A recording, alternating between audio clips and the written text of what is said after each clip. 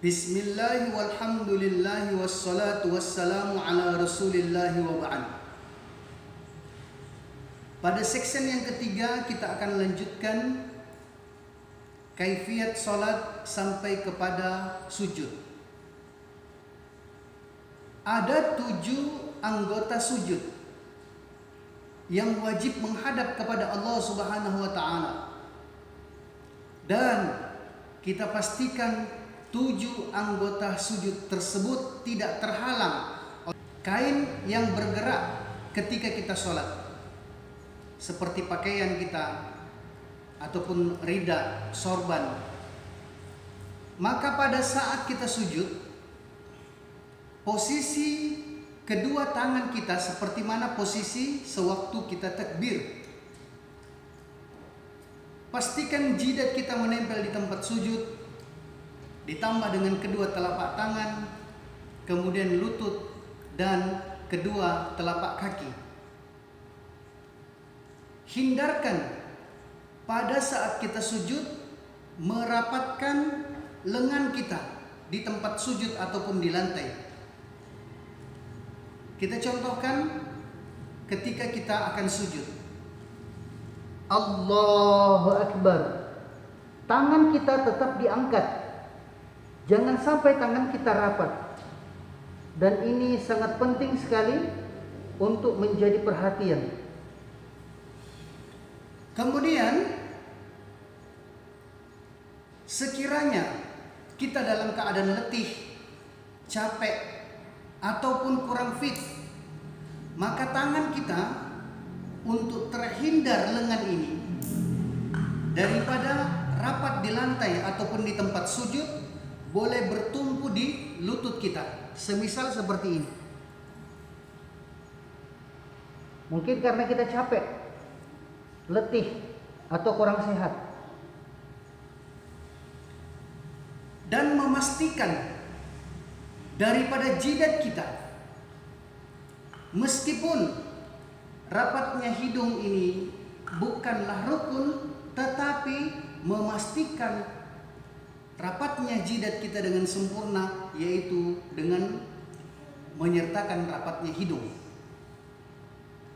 Yang sering terjadi kerancuan, keanehan, bahkan bisa jadi membatalkan sholat.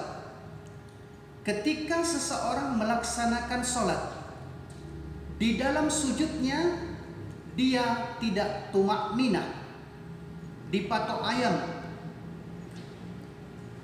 tidak bisa tenang dalam sujud, belum sempat sempurna gerakannya di dalam sujud, bahkan kaki terangkat ataupun juga tidak menghadap ke Baitullah. Maka posisi telapak kaki ketika kita bersujud, posisinya seperti ini, ditekuk. Kalau tidak ditekuk, modelnya seperti ini, apalagi begini. Dan banyak juga orang ketika dia melaksanakan sholat, posisi kakinya sudah mengancang-ngancang seperti ini, apalagi terangkat, menggaruk. Intinya, kalau dia tidak ditekuk menghadap kepada Allah, ke Baitullah, batalat alaihi sholatuhu, batal sholatnya. Maka perlu sama-sama kita ketahui, ternyata kesempurnaan sholat itu adalah kehusyuan. Dan kehusyuan itu bukan dibuat-buat, bukan dengan memejamkan mata, mengunci badan, tegang, tetapi menunaikan syarat dan rukun yang ditetapkan di dalam sholat. Pada saat kita akan bangkit dari sujud, ada yang dikatakan duduk istirahat. Maka duduk istirahat ini perlu juga kita perhatikan. Akan terasa pentingnya dan adanya duduk istirahat itu ketika kita melaksanakan sholat tasbih. Karena pada saat kita akan berdiri 10 kali hitungan tasbih sebelum berdiri tegak dalam duduk istirahat. Kita contohkan. Semisal kita mau bangkit dari sujud, Allahu Akbar. Kurang lebih seperti itu. Jangan kemudian ketika kita bangkit dari sujud langsung bertolak. Allah. Langsung kakinya terangkat. Ini pun tidak dikatakan tumak nina. Sekali lagi, rukun fi'liyah menekankan tumak nina. Maka duduk istirahatnya kita atau duduk istirahat juga menjadi bahagian daripada tumak nina. Dan sebenarnya inilah yang sejak awal daripada kajian kita yang berusaha ingin kita ungkapkan. Ternyata banyak sekali kerancuan, kekeliruan yang terjadi dalam takbir intiqal. Di awal kami sampaikan ada namanya takbir ziyadah, takbir yang ditambah-tambahi. Takbir yang kemudian muncul dengan sebab kebiasaan-kebiasaan yang tidak berdasarkan. Karena kebanyakan orang menganggap takbir intiqal itu seiring sejalan dengan gerakan perpindahan. Sehingga sebenarnya hanya ada dua takbir yang dijelaskan di awal, takbiratul ihram dan takbir intiqal. Tapi kalau orang itu tidak menekankan tentang takbir intiqal atau keliru memahami takbir intiqal, maka pada saat dia akan bangkit daripada sujud terlalu panjang takbirnya. semisal Allah, Yang seperti inilah kemudian dikatakan takbir ziyadah. Inilah juga salah satu maksud daripada duduk istirahat. Karena melafazkan takbir intiqal untuk berdiri ketika kita telah bangkit dari duduk istirahat. semisal Ini belum takbir kita. Setelah duduk istirahat baru Allah, maka dia tidak akan terlalu panjang. Tidak akan menimbulkan kekeliruan, apalagi menjadikan ziyadah tambahan. Kita lanjut. Ketika seseorang akan bangkit daripada sujud untuk kemudian berdiri, lebih utama, lebih afdal kalau dia bertumpu di lututnya sendiri. Lebih utama, lebih afdal. Kita sedang duduk istirahat, mau bangkit maka lebih utama seperti ini. Dan kita lebih mengetahui kondisi kita, kesehatan ataupun juga vitalitas kita. Kalau kita kurang sehat, maka kita boleh bertumpu di tempat sujud dengan kedua telapak tangan kita. Allahu Akbar. Terus ke atas. Hal-hal yang seperti ini jangan dianggap sepele dan tidak boleh diabaikan. Ketika kita bisa menunaikan semua syarat rukun, memperhatikannya, sebenarnya dengan demikian anugerah kehusyuan akan diberikan oleh Allah. Karena khusyuk di dalam salat ini adalah anugerah, bukan dibuat-buat, bukan merasa tegang, apalagi kemudian membayangkan lafaz Allah, zat Allah dan sebagainya di dalam salat.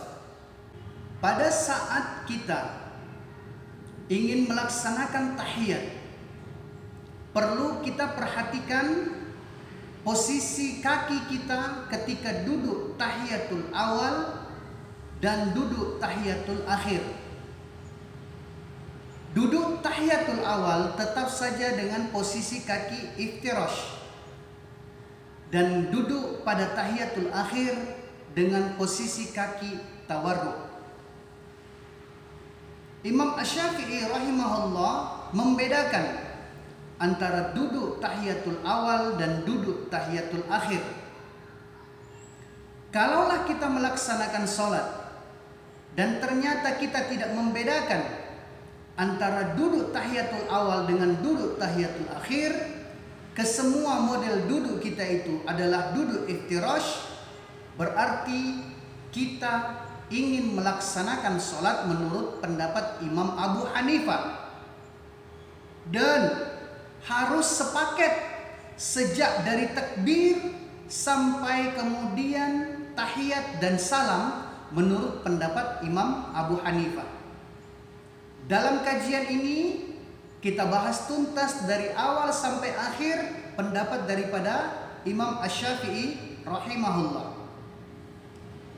Maka Imam Asy-Syafi'i mengajarkan kepada kita, ketika kita tahiyatul awal, posisi kaki itu iftirash, dan ketika tahiyatul akhir, posisi kaki kita itu tawarruk, posisi seperti ini.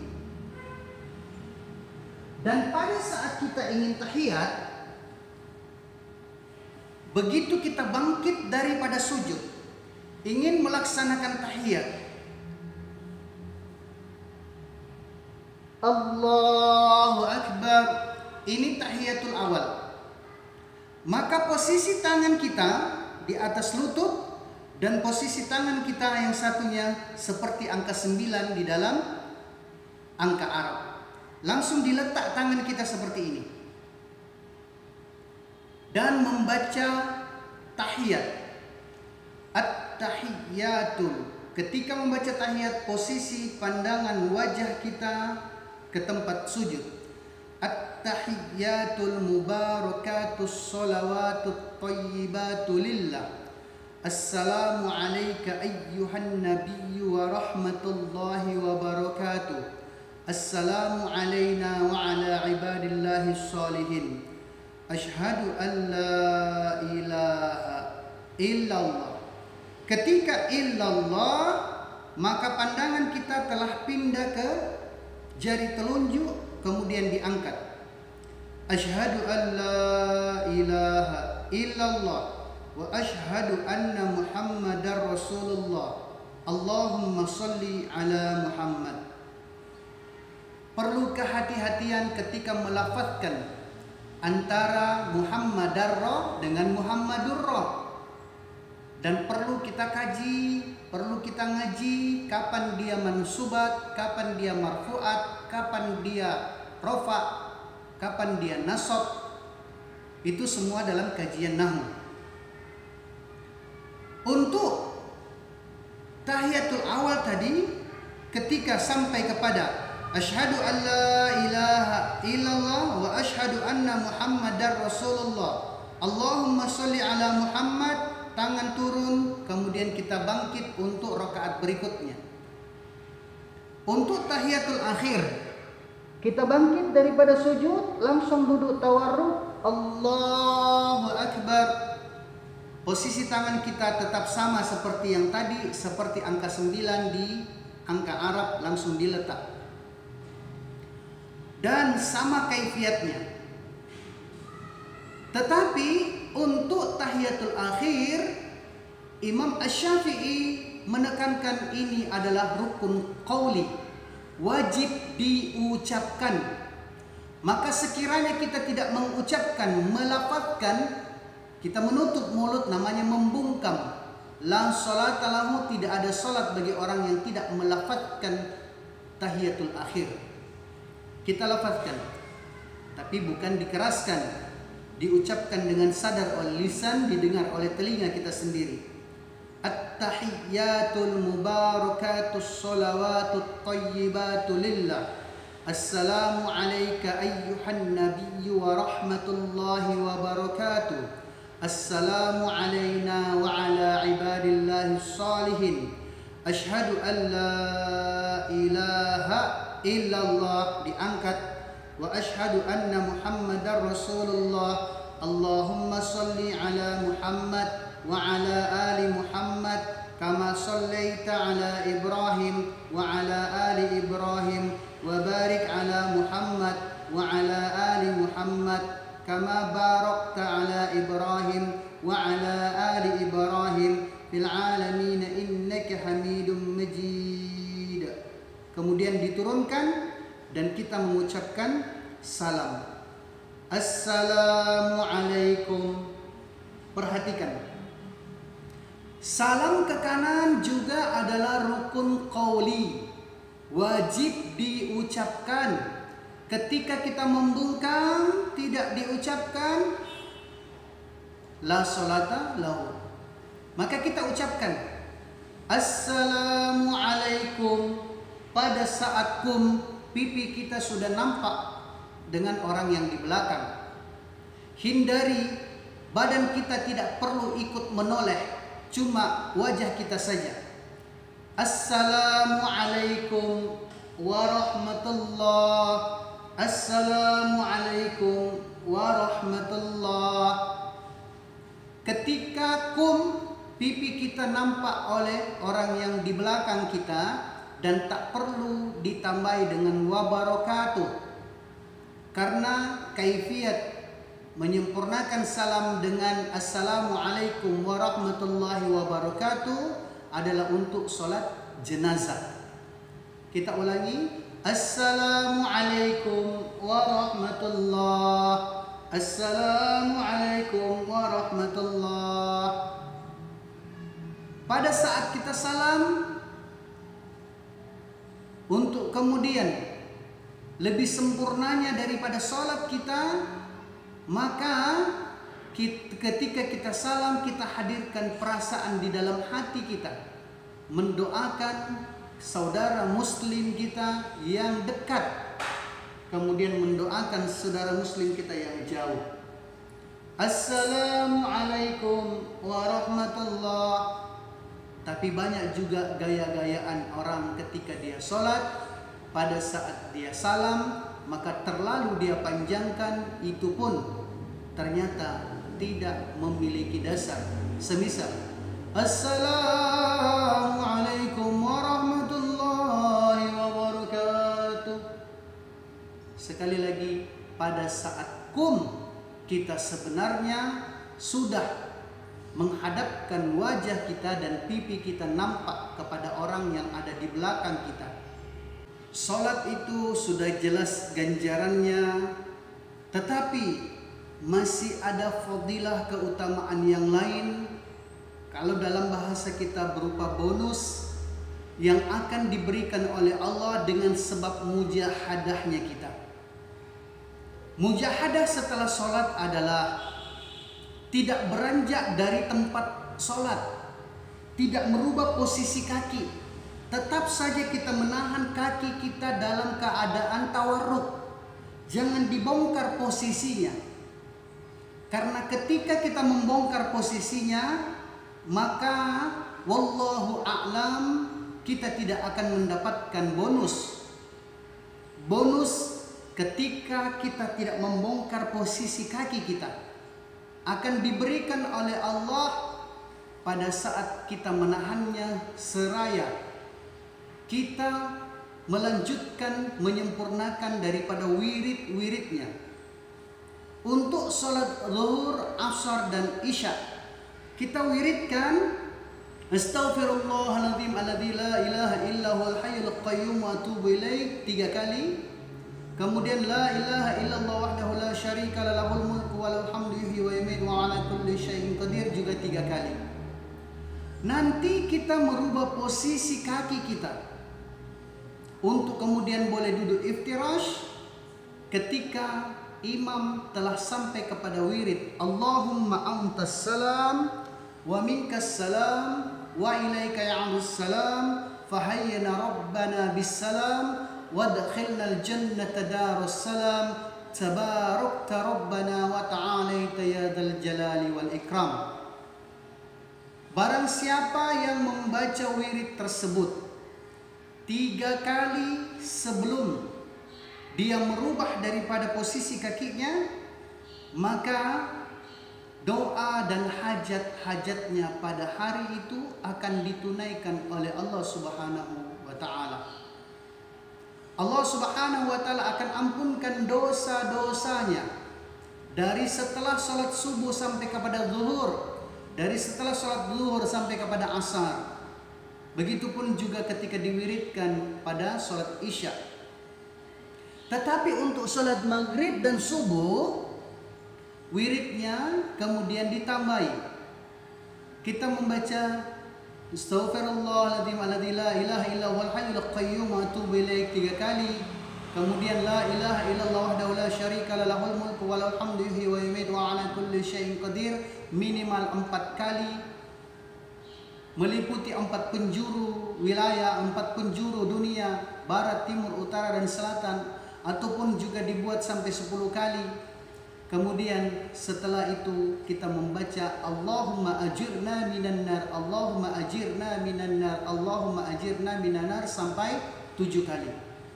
Barulah setelah itu kita merubah posisi kaki kita ketika imam membaca Allahumma antas salam wa minkas salam wa ilaika ya'udus salam fahayyina rabbana bis salam wadkhilnal jannata darus salam Tabarakta Rabbana wa ta'alaita ya dzal jalali wal ikram.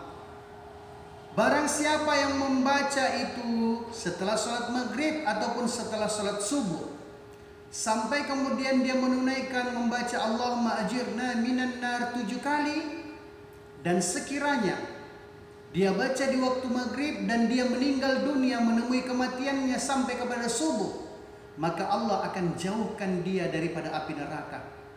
Begitupun sebaliknya, barang siapa yang membacanya di waktu subuh, kemudian dia meninggal di antara subuh sampai kemudian menjelang maghrib, dia dijauhkan daripada api neraka. Demikian pembahasan kita tentang sholat dari section pertama sampai section yang ketiga. Dan section yang keempat akan dilanjutkan dengan kerancuan-kerancuan, kekeliruan, bahkan perkara-perkara yang membatalkan sholat. Ilal liqa'i ma'assalam, thumma assalamu alaikum warahmatullahi wabarakatuh.